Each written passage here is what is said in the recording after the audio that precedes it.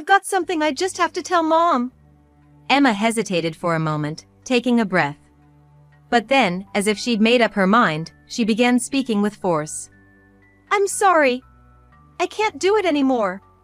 Paying $5,000 a month for your husband's care is just too much for me.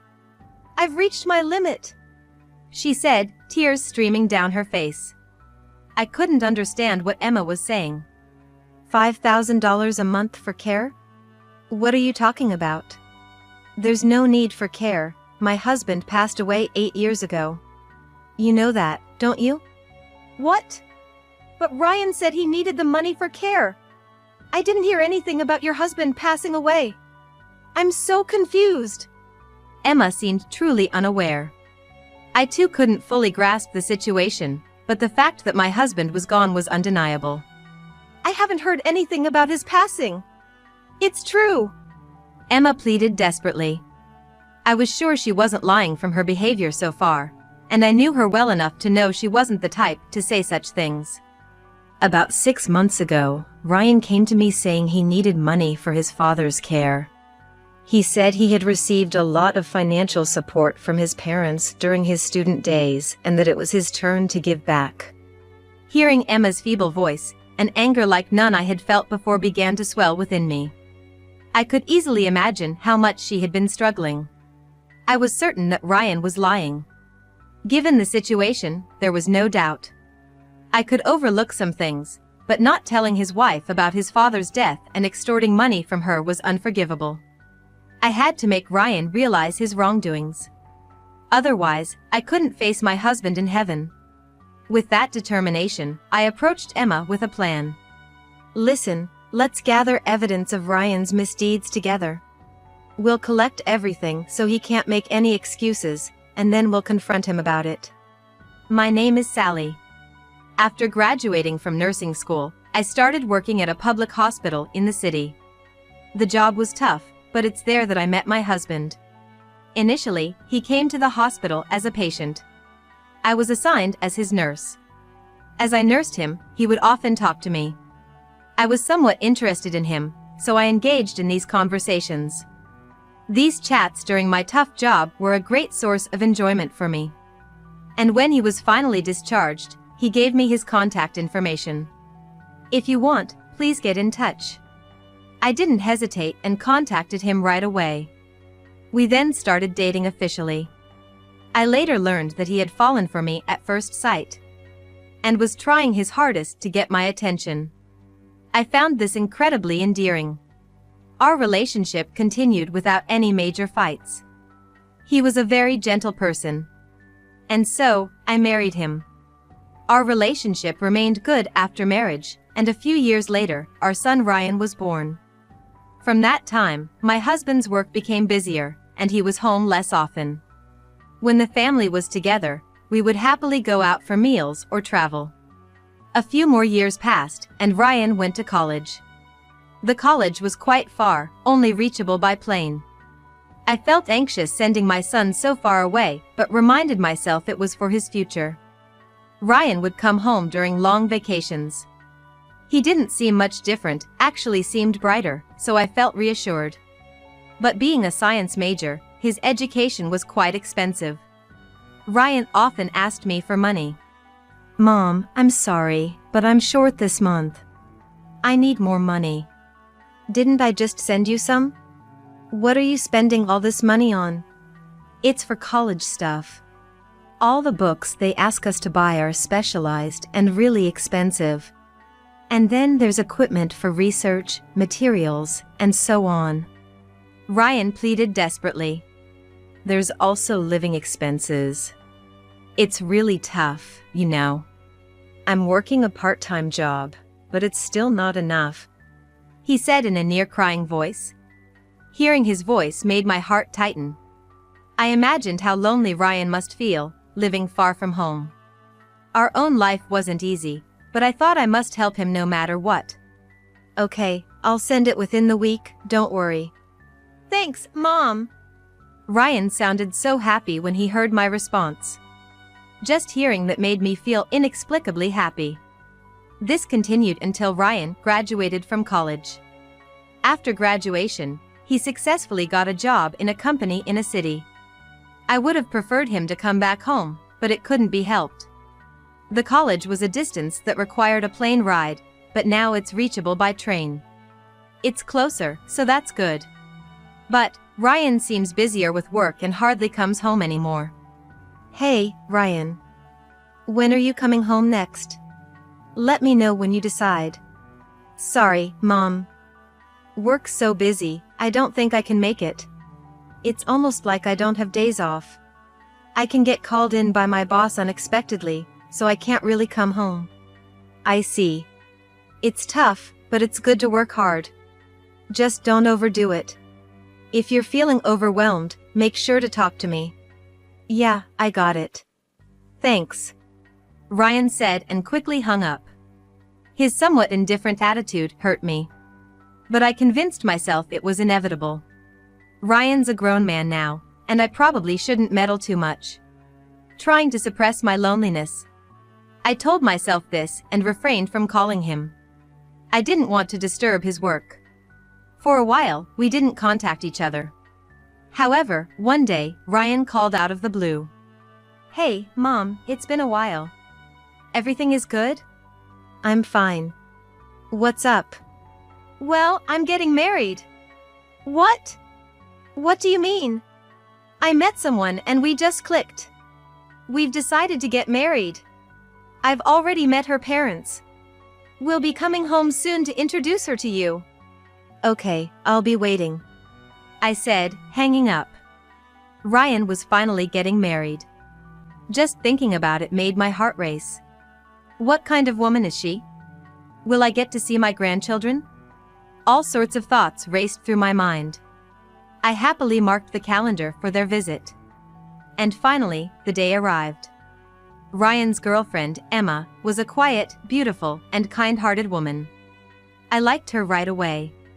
She seemed perfect for Ryan. There was no reason to oppose their marriage, and things moved quickly. Ryan and Emma got married without a hitch. After the wedding, when Ryan was home, Emma helped me with my work. She seemed to think highly of me, and there were no mother-in-law and daughter-in-law issues. But as time passed, Ryan became busier and had less time to visit home. The phone calls became rarer, and now there were none. I felt lonely, but I guess young people prefer spending time with each other. Out of consideration for Ryan and his wife, I decided not to call unless it was an emergency. After that, our communication was minimal. Except for a call on my birthday, there was no interaction for a long time. But a year later, I suddenly received a call from Emma. Hello, Sally. It's been a while, she said in a somber tone. I was concerned by her mood but didn't want to pry. Oh, Emma. Long time no see. Is Ryan doing well? Yes, he's fine. But there's something I have to tell you. What's the matter? Something happened? Emma hesitated for a moment. Then, as if making up her mind, began speaking forcefully. I'm sorry, I just can't do it anymore. Paying $5,000 a month for your husband's care is too much for me. I've reached my limit, she said, crying. I couldn't understand what Emma was saying. $5,000 a month for care? What are you talking about? Don't joke with me.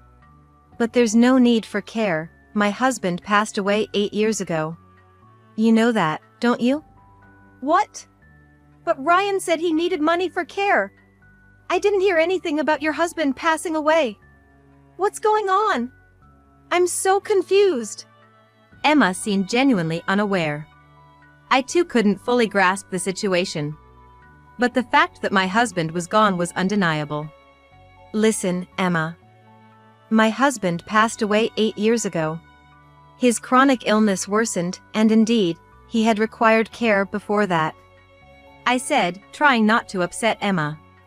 I told Ryan how hard it was to take care of my husband. But I never asked for money. I can't believe it. I haven't heard anything about his passing. It's true. Emma insisted desperately. I was sure she wasn't lying from her behavior so far. I knew her well enough to know she wasn't the type to say such things.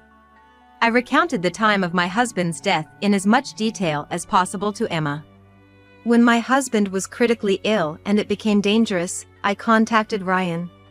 He came home then. Emma gasped on the other end of the phone. She apparently didn't know that either. But, Emma, you didn't come back. I heard you were busy with an overseas business trip and couldn't make it back, I said, feeling a pang in my heart. But at that time, I was too preoccupied with my husband to think about Emma. Overseas business trip? I work in an office.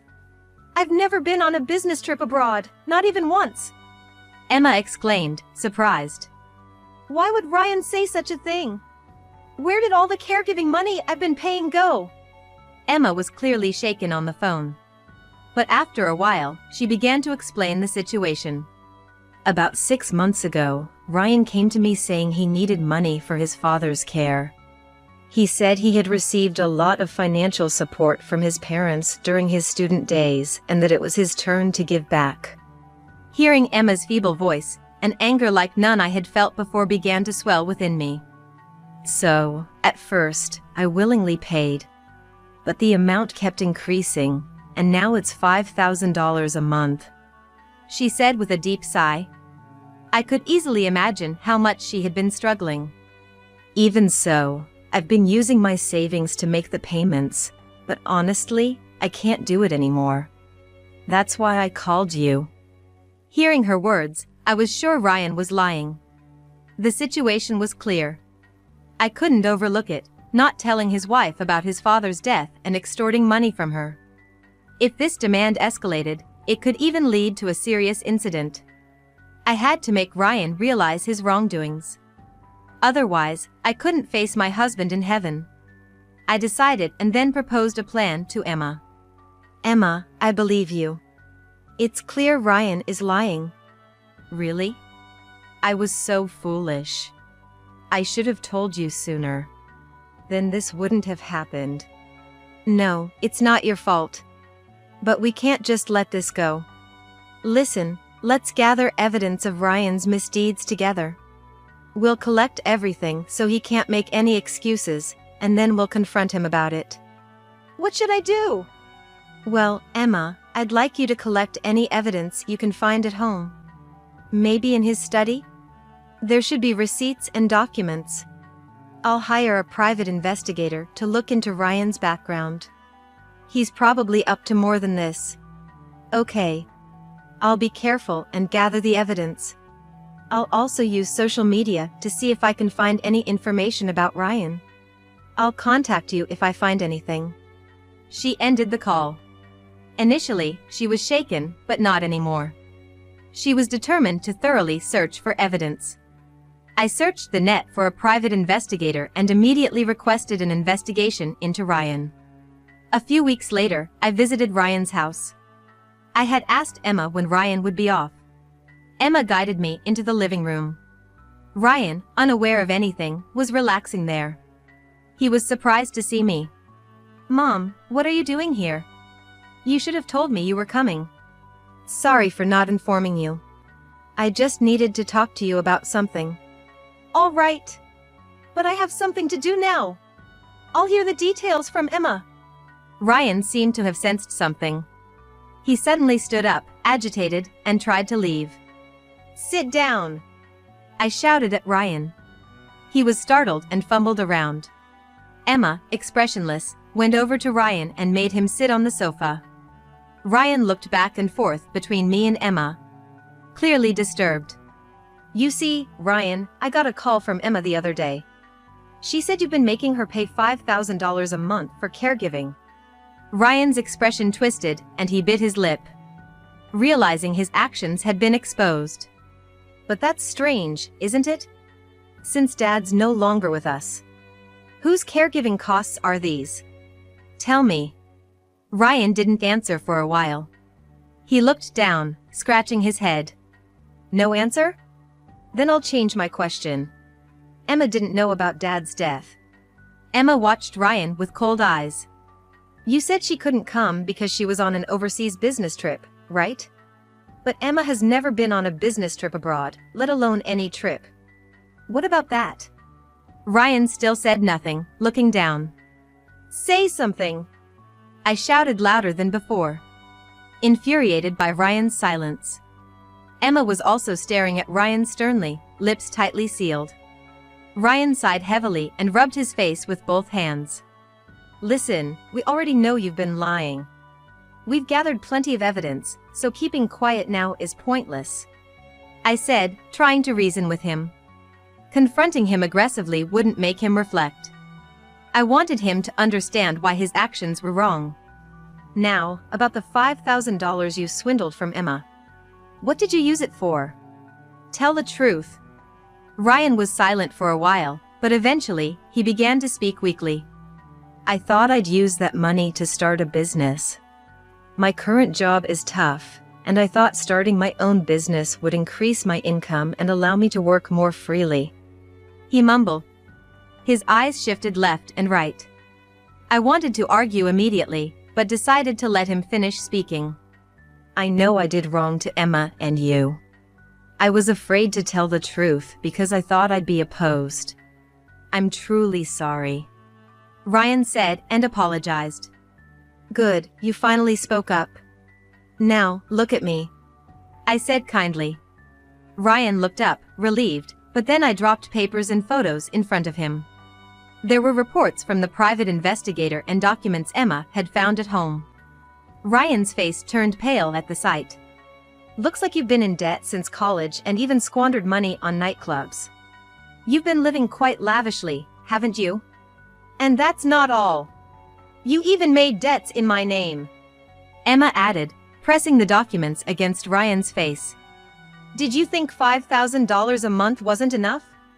Am I just a convenient ATM to you? Say something.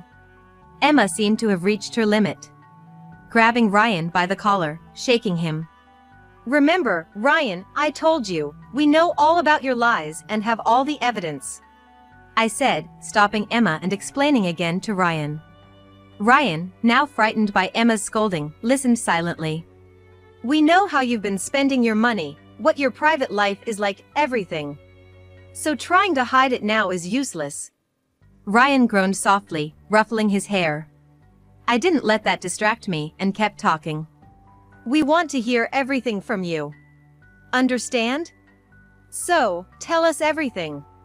Ryan finally seemed to give in, starting to talk while shedding tears. I'm sorry. I'm really sorry. It was all a lie, he confessed, tears falling to the floor. In college, I asked for money for study materials, but it was all for fun. I wasn't working. I spent all the money on shopping and hanging out with friends. I finally felt a bit relieved that Ryan was telling the truth. What did you do after you started working? After I started working, I went to nightclubs. I took a liking to one of the girls there. I had to pay a lot to get her attention, or she wouldn't even look my way. But you were clearly spending more than you were earning, right? How did you manage that? By the time I realized it, I couldn't borrow money under my own name anymore. But I had to pay off my debts. So I borrowed money using Emma's name. I secretly took her ID and processed it online. Emma seemed about to say something when she heard this, but I gestured to her to wait. I had decided to let Ryan confess everything first. I had no other choice. But that failed too, so I started swindling money from Emma under the guise of caregiving costs. I'm really sorry. Ryan then broke down, crying loudly like a child. But the ones who should be crying are Emma and I. I exchanged a look with Emma and sighed heavily. Ryan's pitiful state seemed to have dampened her spirit to reprimand him. After sobbing for a while, Ryan apologized again. I'm truly sorry. I deeply regret my actions. I won't do the same thing again. I swear it here. I'll definitely repay the money. Please forgive me, Ryan begged. But his words were hard to trust. He had been deceiving those close to him all along. It was obvious that he would repeat the same mistakes even if forgiven. Ryan, it's over. I can't trust a word you say. We never intended to forgive you from the start. But this isn't the end. Be prepared. An hour later, someone knocked at the door. Emma went to answer it. Ryan watched her nervously. The women who came in with Emma. Seeing their faces, Ryan gasped in shock. Ryan, you know these women, right? They're all your ex-girlfriends. You can't say you've forgotten them. You were their gigolo, weren't you? Emma glared at Ryan as she spoke coldly. How? Why are all of them here? We found out from Sally's investigation that you were gigoloing these women. I contacted them through social media to apologize, saying I wanted to sincerely express my regret. Despair filled Ryan's eyes, realizing what was about to unfold. Then the word spread. Thanks to that, all your ex-girlfriends came to support me. Now, ladies, please speak your hearts out. Emma's words were the cue to start.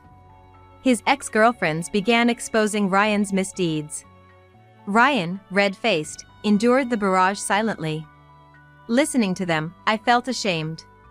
How did my son end up like this? Where did I go wrong in raising him? Hearing the revelations, I felt so embarrassed that I wished I could just disappear into a hole. After the revelations, Emma placed a divorce paper on the table. Ryan, I can no longer live with you. Please sign here and now.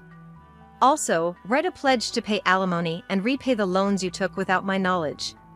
No, wait. Emma, let's calm down. This isn't right. I'll really change. Please reconsider. I can't make it without you.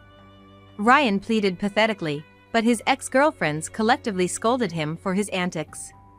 There was no one on Ryan's side in the room. Eventually, Ryan reluctantly agreed to their divorce and wrote a pledge to comply with Emma's demands. After finishing, he turned to me, tears streaming, begging for help. Mom, I'm really sorry. This is my last selfish request. Please help me repay the money. I realize I did terrible things by deceiving everyone. But I can't handle this alone. Please. Sally, you don't need to help this man. Just leave him be. I stared deeply into Ryan's eyes, recalling all the memories we shared. The warmth of holding him for the first time, the happy days spent with him and my husband, the sadness of sending him off to college. All these memories felt like they happened just yesterday. No matter how bad he was, he's still my irreplaceable son. All right, Ryan. No matter what you've done, you're still my precious son. Ryan's eyes lit up with joy at my words. I don't think I'm entirely blameless. Maybe I made you feel lonely without realizing it. I spoke, feeling truly sorry for Ryan in my heart. So, I'll take responsibility. I'll take care of you till the end. I promise. Thank you, Mom. Really, thank you. Ryan clutched my hands, crying. That's when it happened. Someone visited again, and Emma went to answer it. Several well-built men in suits entered the living room. Hello, we're the ones you requested. Is this Ryan? One of the men asked in a deep voice. Yes, that's him. We're done talking, so you can take him now. Sure. The men replied shortly and lifted Ryan by his arms. Caught off guard, Ryan screamed and struggled, but he was no match for their strength. Mom, what's going on? Who are these guys? Hey, stop! Let me go! I do want to help you get back on your feet, Ryan. But I'm too old to handle it. So I consulted with a private investigator, and they recommended a good rehabilitation facility. I explained, pausing as my heart ached. Tears welled up in Ryan's eyes as he looked at me. I steeled myself and continued. You will be straightening out your rotten ways there. This is the last kindness I can offer you. This can't be happening. You can't do this. Let me go. Please, Emma, someone, help me. Ryan pleaded desperately, but Emma and his ex-girlfriends didn't move. They just watched him coldly. Don't worry. It's not a dangerous place. You'll just have your daily life and work managed while living there. If you're truly sorry, you'll listen, right? No, I don't want this. I swear. I'll really change, so please help me. Despite his struggles, Ryan was taken away. Only then did I allow myself to cry. I never wanted to do this. But the problem was too big. If I didn't act, Ryan would continue to bring misery to himself and others. I'm sorry, Ryan. I apologized from the bottom of my heart. Emma came over and comforted me. Her eyes were also filled with tears. With Ryan in the facility, all the problems were temporarily resolved. The debts he created were his to repay. He's been making monthly payments into Emma's account without fail. The amount was too large for a lump sum payment, so it will take a long time to settle. But it's a consequence of his own actions. The staff from the facility occasionally update me on Ryan. At first, he tried to escape whenever he had the chance. However, after being earnestly educated by the staff, he's now quietly living his daily life. I hope he truly reforms from the heart. Since then, Emma has been living alone. Thankfully, her salary is sufficient, so she's not struggling. I feel deeply sorry for what happened. Emma could have been dragged into a life-altering situation due to a debt she knew nothing about. I can't apologize enough to her. But Emma doesn't seem to hold anything against me. To her, the fault lies solely with Ryan, not me. In fact, Emma still visits my house every few months.